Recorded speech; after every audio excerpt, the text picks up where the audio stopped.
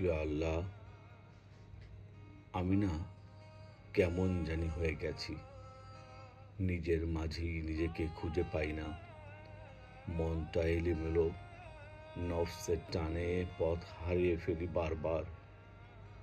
হে রব, আপনি ছাড়া তো আমার আর কেউ নেই যে আমাকে ঠিক করে দেবে। আপনি আমার ভাঙা মনটা জোড়া লাগিয়ে দিন। ভুল পথে গেলে হাত ধরে ফিরিয়ে আনুন। আমি যেন আপনার পথে থাকতে পারি, আপনার সন্তুষ্টির জন্য বাঁচতে পারি।